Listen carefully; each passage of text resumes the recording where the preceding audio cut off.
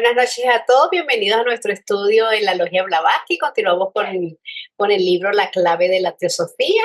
Vamos por el capítulo 14, los Mahatmas teosóficos, en el subtítulo El abuso de los nombres y términos sagrados. Bienvenidos nuevamente, adelante querido Enrique y gracias. Muchas gracias, Caro. Como siempre, les doy una fraternal bienvenida. Vamos a continuar con el estudio. Sus nombres de los maestros son citados, por cierto, muy frecuentemente hoy día. Y no recuerdo haber oído hablar jamás de tales maestros hasta muy recientemente. Y la respuesta es, así es, y si hubiésemos obrado observando el sabio principio del silencio, en vez de llamar la atención y de publicar todo lo que sabíamos y oíamos, semejante profanación no hubiera tenido lugar. Observad que solo hace 14 años aproximadamente, antes que se fundase la Sociedad Teosófica, todo era hablar de los espíritus, porque el espiritismo estaba muy de moda en ese tiempo. Estaban en todas partes, en boca de todo el mundo, y a nadie, ni aún por casualidad, se le ocurría hablar de los adeptos, mahatmas o maestros vivientes. Ni siquiera se oía el nombre de los Rosacruces y la existencia del ocultismo era solo sospechada por muy pocos. Ahora todo esto ha cambiado. Y claro, esto es gracias a la, si pudiéramos llamar a la irrupción de la teosofía en la vida de la sociedad de aquellos tiempos. Nosotros los teósofos fuimos desgraciadamente los primeros en hablar de esas cosas, es decir, de la reencarnación, del karma y de la evolución y de la existencia de un alma que evoluciona y todo esto, ¿no? En dar a conocer el hecho de la existencia en Oriente de adeptos, de maestros y de sabiduría oculta. Y ahora su nombre se ha convertido en propiedad de todos. Sobre nosotros, por lo tanto, ha recaído ahora karma, las consecuencias de la profanación de nombres y cosas santas. Todo lo que encontráis acerca de estas materias en la literatura corriente, que no es poca, todo ha de atribuirse al impulso dado en ese sentido por la Sociedad Teosófica y sus fundadores. Nuestros enemigos se aprovechan de nuestro error. El libro más reciente dirigido contra nuestras doctrinas se dice que ha sido escrito por un adepto que hacía ya 20 años que había logrado serlo. Ahora bien, esto es una mentira palpable. Conocemos al amanuense, es decir, al escritor, y sus inspiradores, entre paréntesis, ya que él es demasiado ignorante para haber escrito nada de este género. Estos inspiradores son personas vivientes, rencorosas y sin escrúpulos en proporción de sus poderes intelectuales. Y esos falsos adeptos no son uno, sino varios, es decir, los instigadores. El ciclo de los adeptos, entre comillas, empleados como masas de fragua para romper las cabezas teosóficas, empezó hace 12 años con el Luis de Misers, Emma Harding Brayton, del arte mágico y la tierra de los espíritus. Y ahora termina con el adepto y autor, ambos términos entre comillas, de la luz de Egipto, obra escrita por los espiritistas contra la teosofía y sus doctrinas. Pero inútil es lamentarse de lo pasado, solo podemos sufrir con la esperanza de que nuestras indiscreciones pueden haber facilitado algo a los demás a encontrar el camino que conduce a los maestros, cuyos nombres toman en vano en todas partes y bajo los cuales se han cometido ya tantas iniquidades. Es decir, que dentro de todo lo que pudiera verse como algo malo, porque finalmente a la señora Blavatsky fundamentalmente y al coronel Olcott, el señor George y a todos los que dieron a conocer todo esto que los maestros les comunicaron, pues sobre ellos recae un karma, desde luego que hablan de de enfrentar y resolver en su momento. Pero a cambio de ello, pues facilitó el camino de, del encuentro de estas cosas para los interesados, desde luego. Entonces, pues hay una compensación también, como quiera que sea. Sí, hubo una imprudencia, pues, como dice ella, en ese sentido, pero era necesario además, si no, difícilmente se hubiera dado. Lo que pasa es de que se interpretaron mal las cosas en su momento porque encontraron en la sociedad teosófica a un rival, a un enemigo a vencer, porque estaba cambiando el sentido de las cosas, de la sociedad imperante y de sus pensamientos, su manera de pensar en ese momento, en el siglo XIX. ¿Y Así, actualmente los espiritistas tienen tanta fuerza como en esa época? no, no, bueno, no sabría yo medir, pero sí, todavía hay por todo el mundo, hay espiritistas. Eh, y por supuesto que sí, es un movimiento importante. Yo conozco a una familia que está involucrada en eso y son personas preparadas, vamos a decir, con carreras universitarias, pero le hacen al mediumismo y ese tipo de cosas, ¿no? Y son mis amistades, pero nunca hablamos de eso, ni les hablo de teosofía, para no entrar en controversia. Solamente a una persona de ellas que trabajó conmigo, a ella sí. Esta persona, cuando le piden, por ejemplo, ella me comentó que en cierta ocasión, tomando un curso, este, la directora del curso les pidió que cerraran los ojos y que escucharan lo que ella iba relatando. Entonces empezó a decirles, imaginémonos que estamos a las orillas de un lago, en un bosque con árboles frondosos. El aire empieza a acariciar nuestras mejillas y dice que en ese momento, pero ella ya sabe que cuando cierra los ojos y concentra en algo sus pensamientos, levita y entonces ella, ella empezó a levitar, dice, y entonces yo estaba en los dos planos. Yo veía a mis compañeros que estaban a mi lado y veía yo a la que estaba dirigiendo el curso y entonces se empezó a dirigir hacia mí, se colocó detrás de mí y como todos los demás estaban cerrando los ojos, seguramente no se enteraron y entonces suavemente me colocó las manos en los hombros y me empujó hacia abajo y ya fue cuando yo me sacudí y desperté. Entonces ella es una medium natural completamente, que fácilmente transpone las barreras de este plano y se va al otro plano, con el simple hecho de cerrar los ojos y concentrar su pensamiento en algo, ¿sí? Entonces, eso, ella, su papá fue medium y uno de sus hermanos es medium, y bueno, pues todavía existe eso, no sé qué tan fuerte sea, pero sí por todo el mundo yo entiendo que hay, bueno, en muchas ciudades de México hay grupos espiritistas, por supuesto, ¿sí?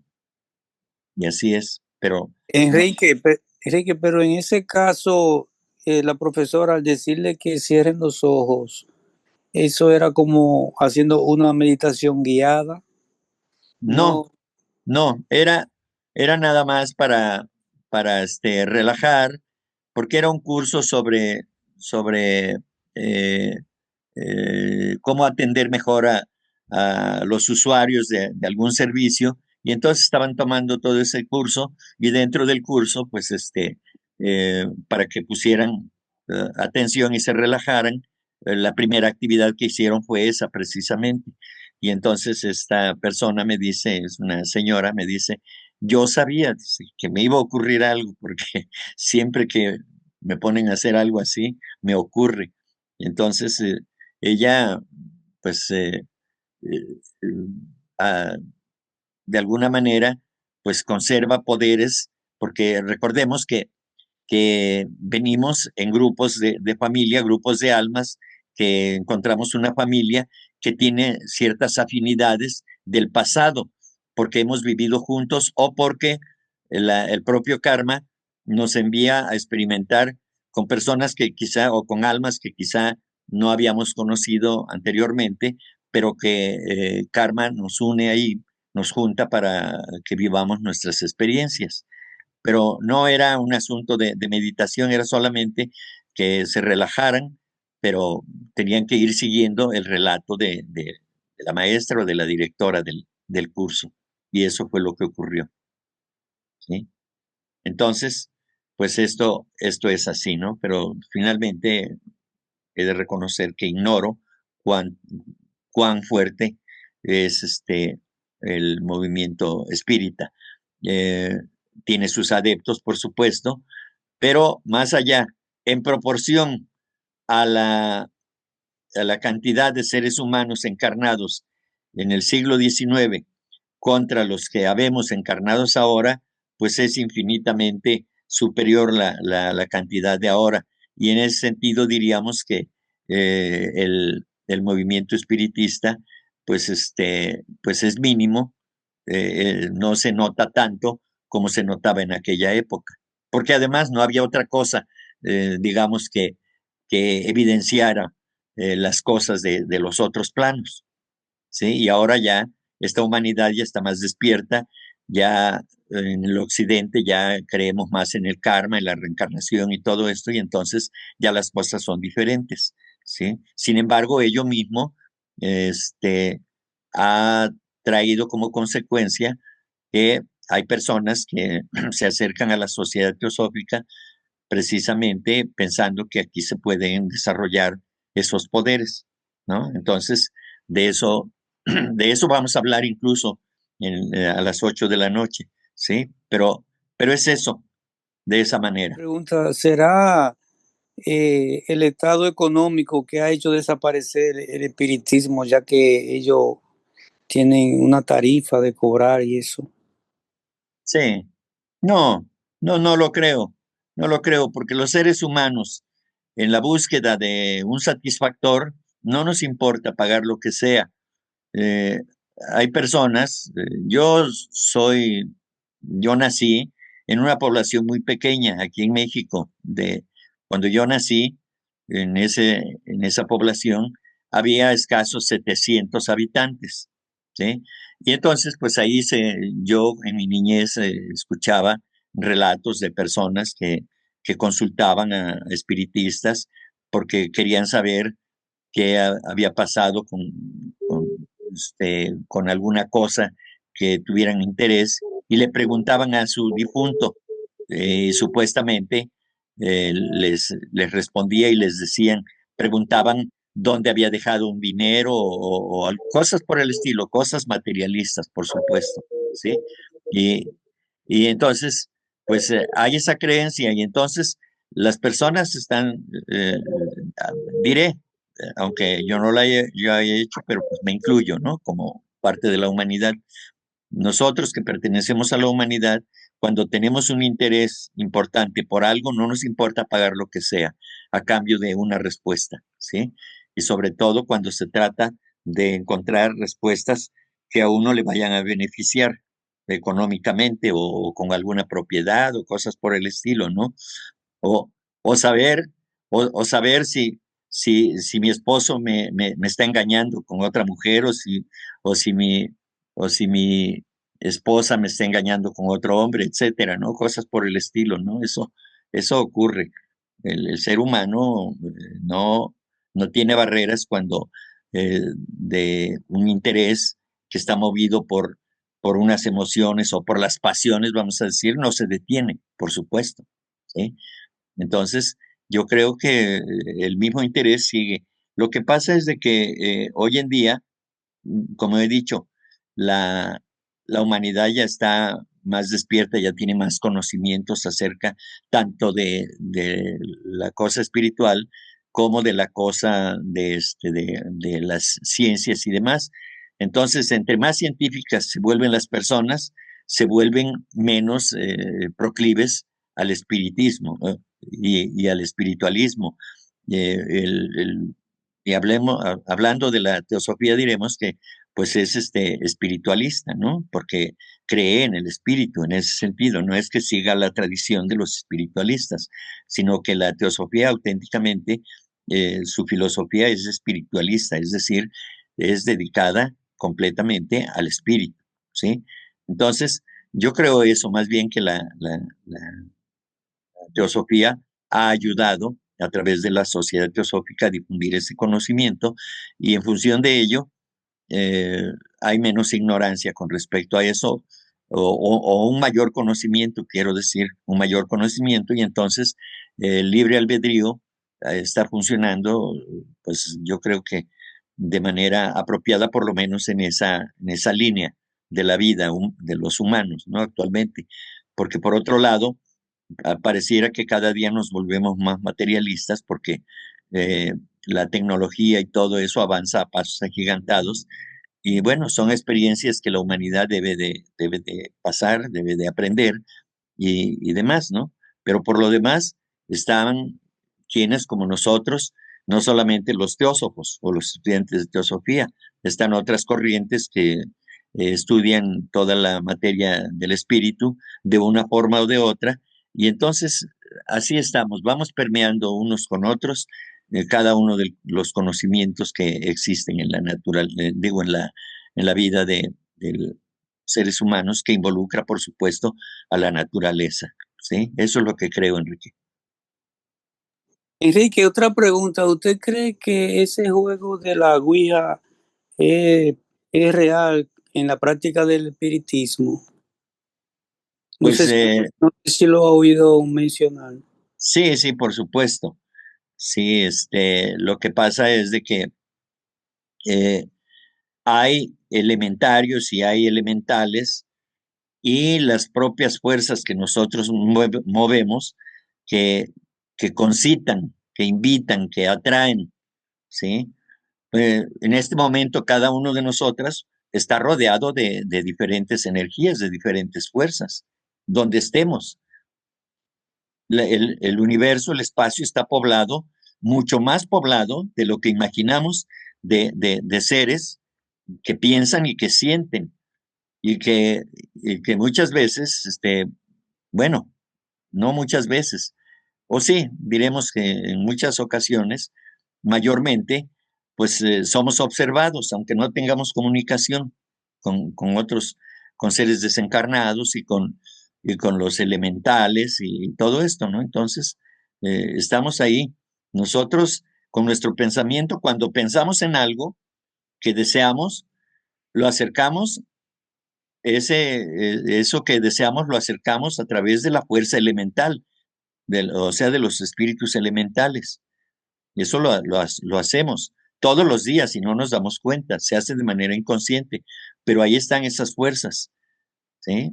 Entonces, nosotros movemos esas energías, entonces en este juego de la Ouija, pues pues sí, interviene nuestra mente, nuestras emociones y por supuesto el cuerpo físico, pero como estamos rodeados de elementales que son propios, son nuestros, que son nuestros compañeros, entonces, si tenemos ciertas tendencias, ciertos pensamientos, ciertas ideas sobre alguna materia y sobre ciertos deseos y demás, pues entonces todo eso se conjuga y entonces aparecen o se manifiestan a través de estas energías, estas entidades que están ahí, ¿sí? No es que las atraigamos, es que están ahí y las despertamos, les abrimos la puerta para que se comuniquen, pues, o se manifiesten en este caso.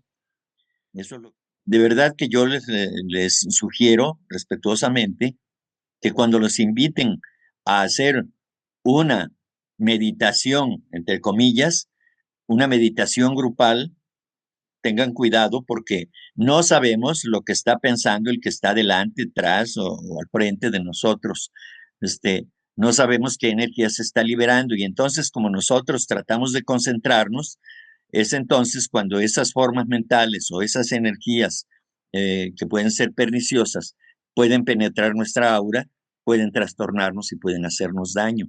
O nosotros podemos hacer daño. Entonces, tengamos cuidado. La meditación es un acto total y absolutamente individual, porque se trata de de nuestro ser superior, olvidarnos de la personalidad, desprender todo el asunto de la personalidad egoísta y concentrar toda nuestra energía en el yo superior. Eso es encontrar a nuestro Dios interno, eso es meditar.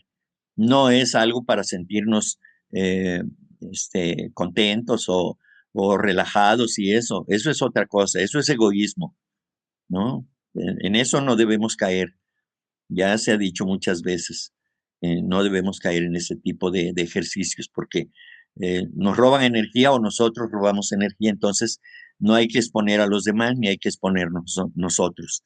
Es demasiado delicado todo eso, ¿sí?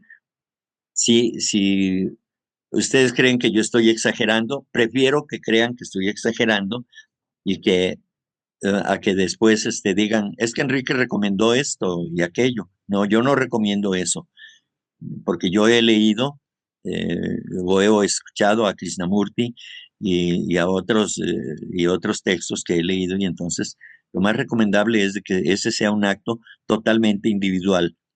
Y como se dice con respecto a la oración que dice la señora Blavatsky, ¿verdad?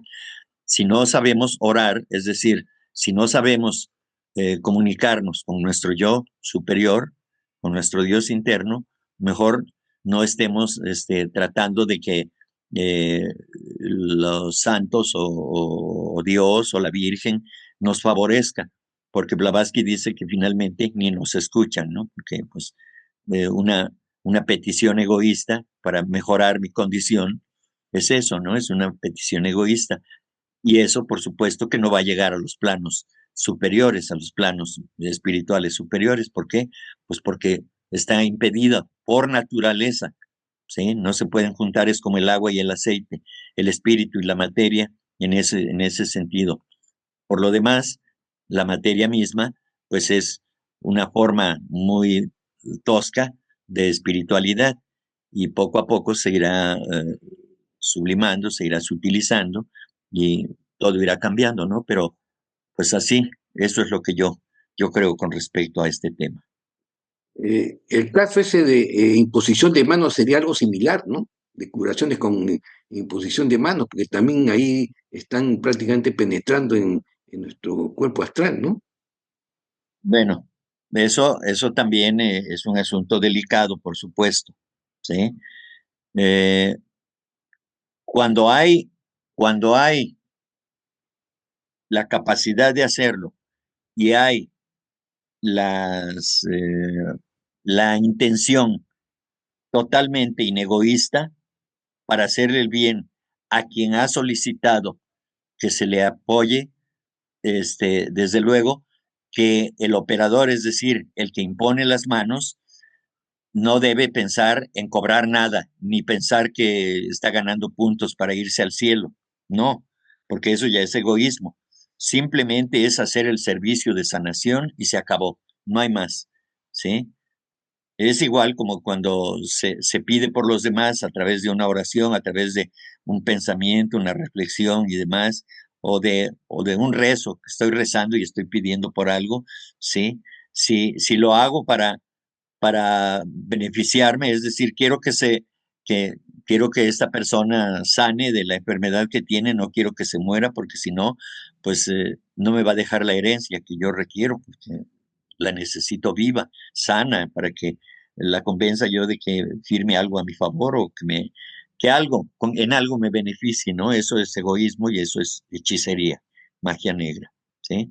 Pero sí, la imposición de manos, si está libre de egoísmo y además es solicitado por el paciente, entonces mayormente no habrá ningún problema, ¿sí?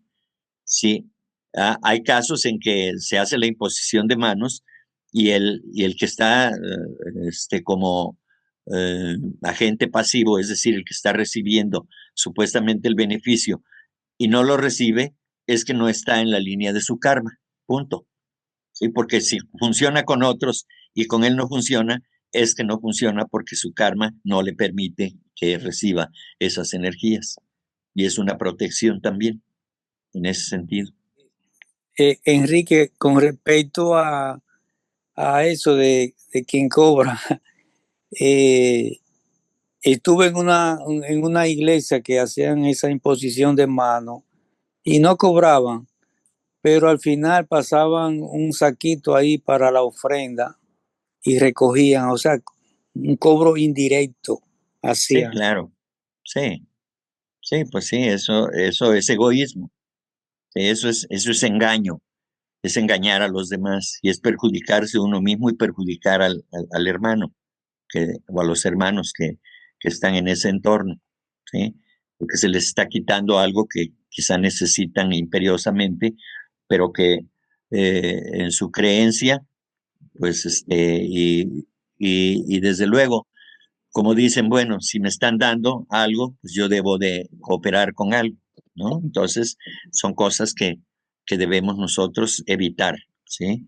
Siempre que hagamos cualquier servicio, sea imposición de manos, o sea una oración, o sea una meditación, o sea que yo ayude a cruzar la calle a alguien, salvar a una mascota, todo eso, por favor, hay que disociarse completamente de la recompensa, ¿no? Y lo hacemos y creemos que vamos a hacer algo bueno, hagámoslo, pero sin pensar en nada, simplemente hagámoslo. Sé que es difícil, pero se puede hacer, ¿sí? Entonces, eso es muy importante.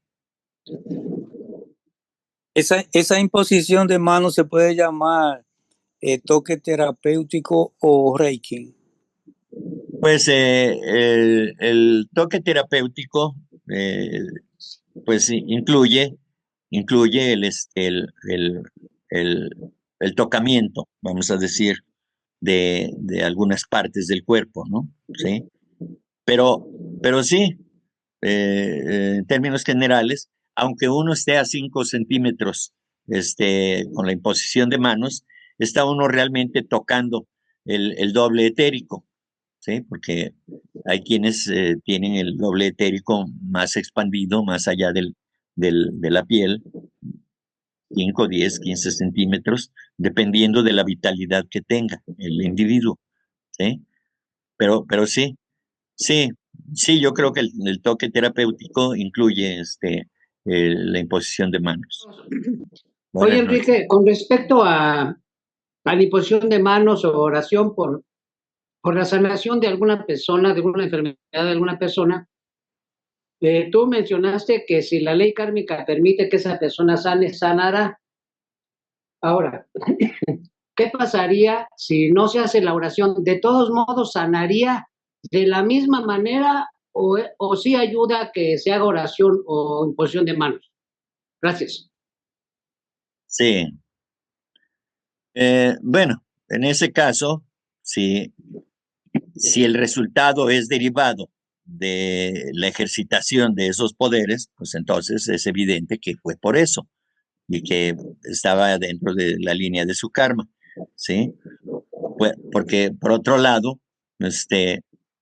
puede acudir a un médico homeópata, alópata, algún naturista, etcétera, ¿no? O simplemente que su enfermedad permita que con darse baños a una hora determinada, no sé, cualquier cosa puede hacer y sana, ¿sí? Aquí el asunto es de que si alguien se involucra y hace la operación y sana, entonces, pues eso estaba en su karma, no hay duda, definitivamente.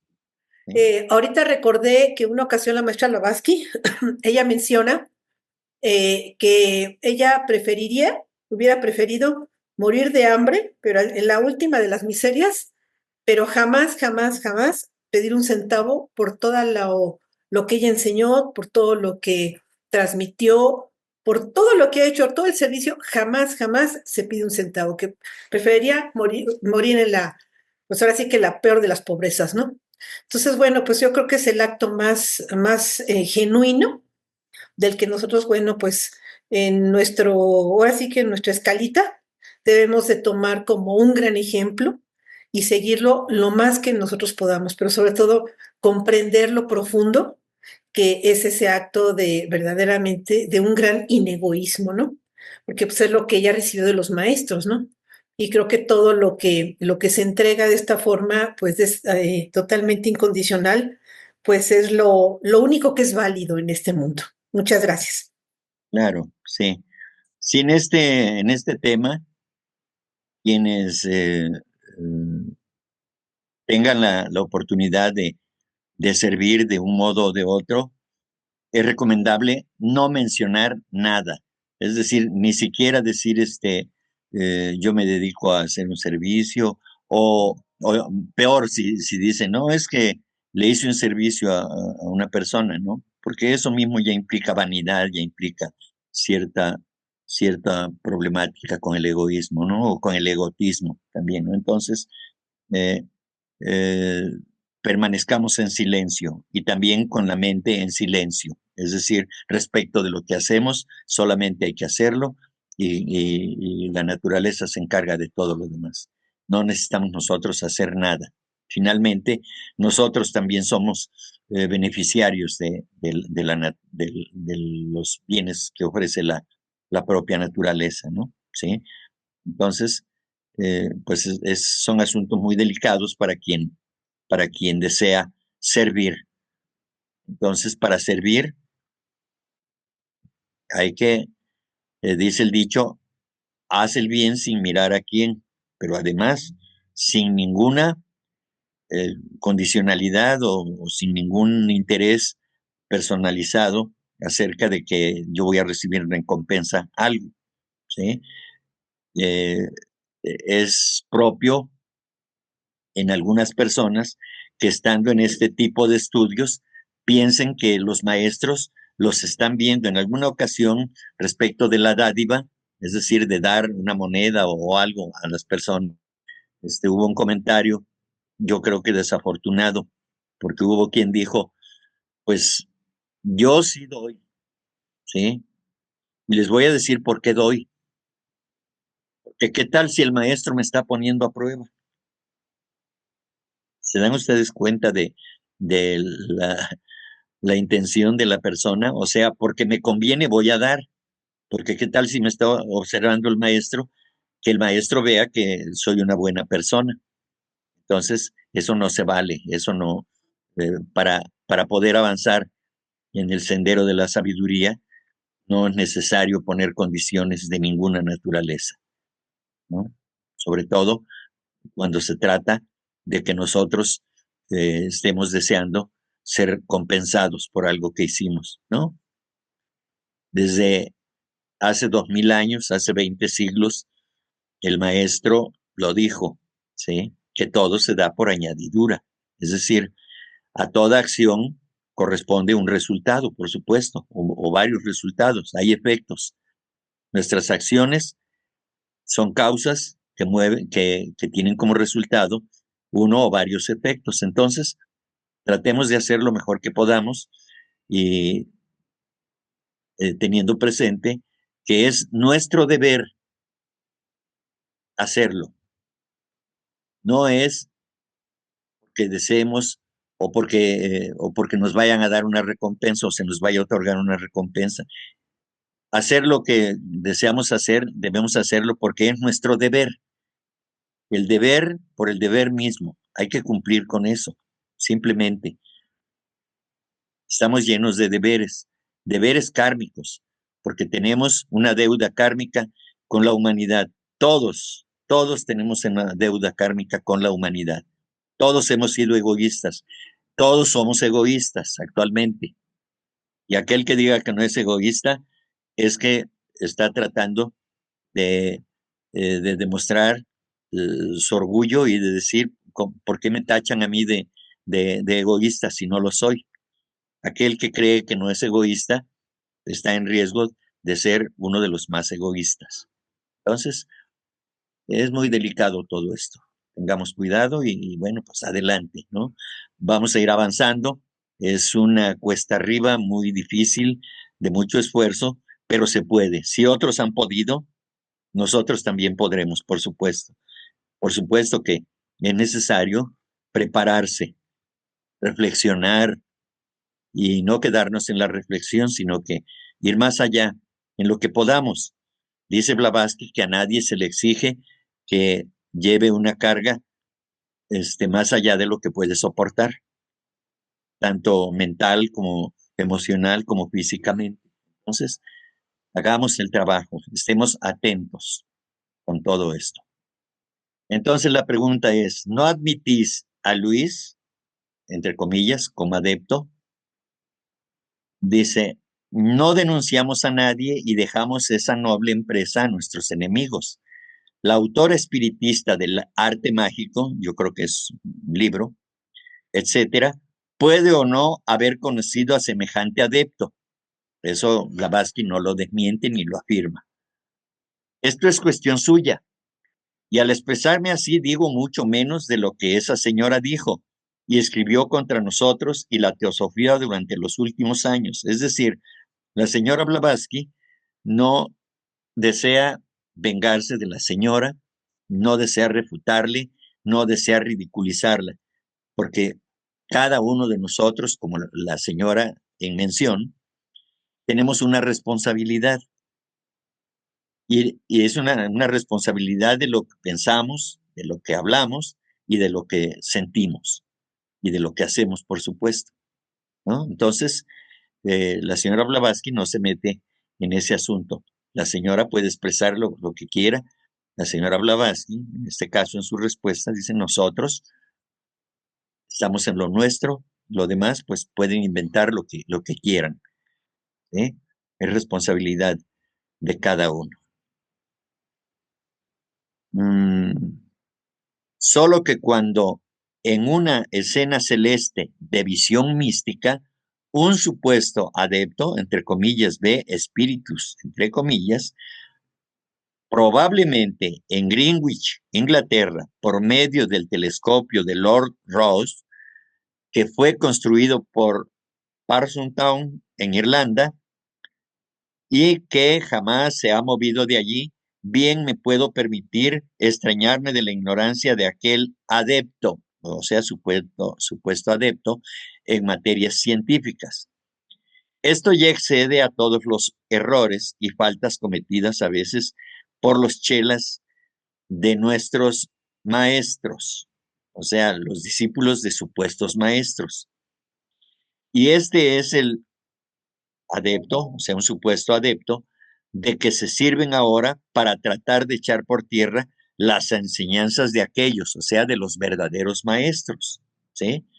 Entonces, en un afán de desacreditar a los líderes del movimiento teosófico y de la propia sociedad teosófica, y por ende, a la inspiradora de todo el movimiento que es la teosofía, entonces se inventaron en aquellos tiempos y aún hoy en día, ¿sí? Se han inventado muchas cosas en contra de la teosofía y de la sociedad teosófica, ¿sí?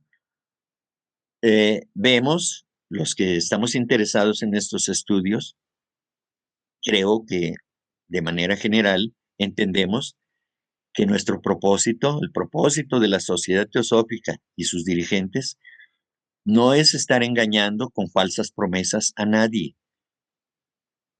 Hay ocasiones en que las personas se alejan de la sociedad teosófica porque no encuentran las respuestas que esperaban o que buscaban.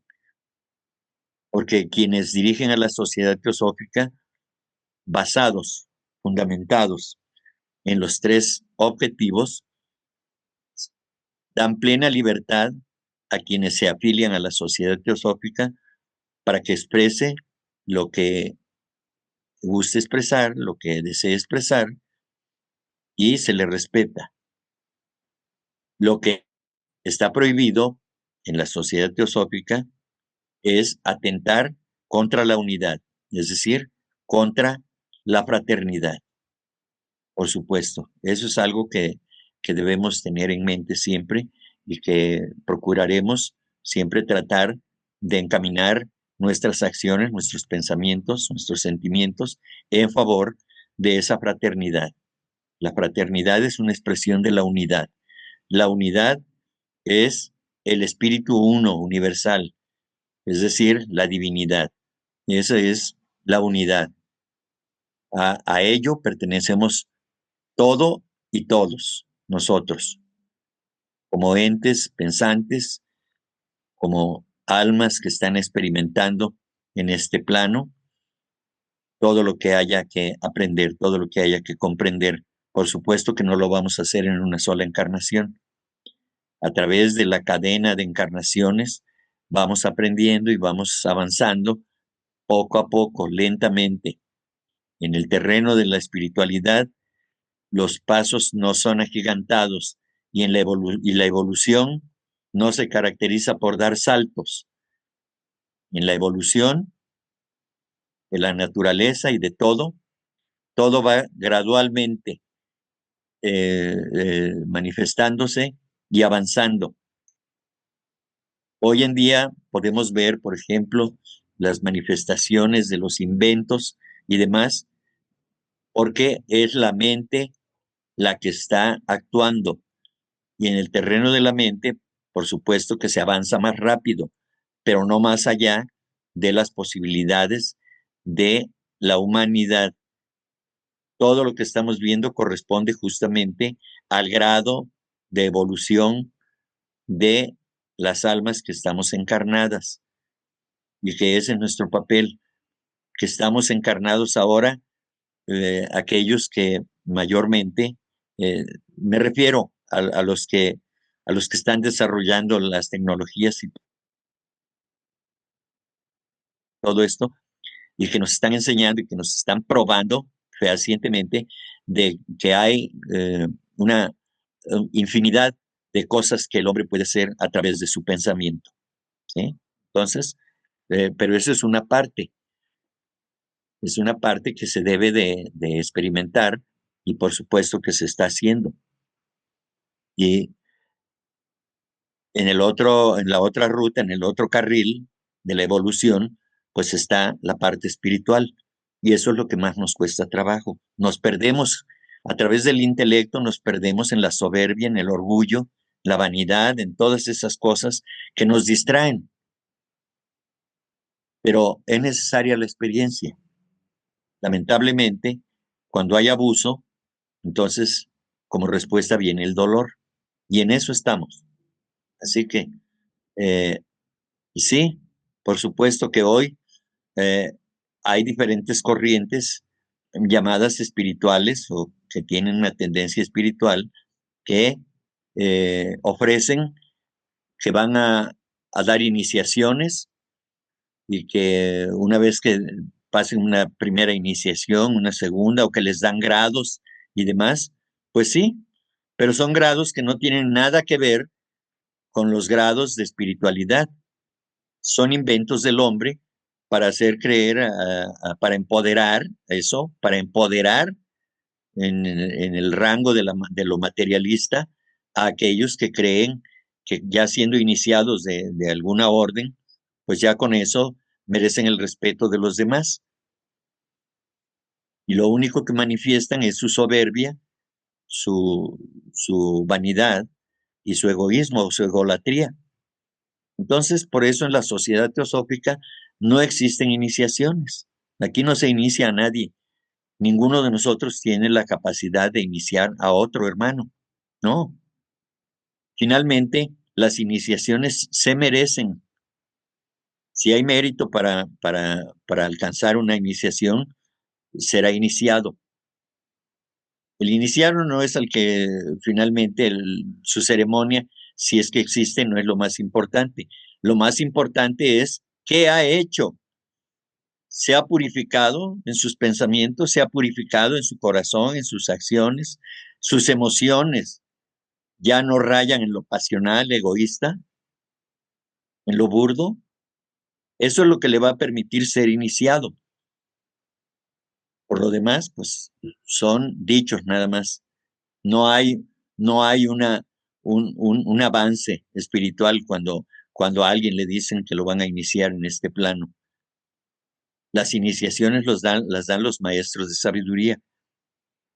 Y el tipo de iniciaciones, y yo espero que donde las dan, pues se explique esto que estoy diciendo. Bueno, estas son iniciaciones que damos como un grado por el conocimiento que has adquirido, solamente en eso. Espiritualmente, pues tú lo sabrás. ¿Has mejorado moralmente a través de los estudios o no?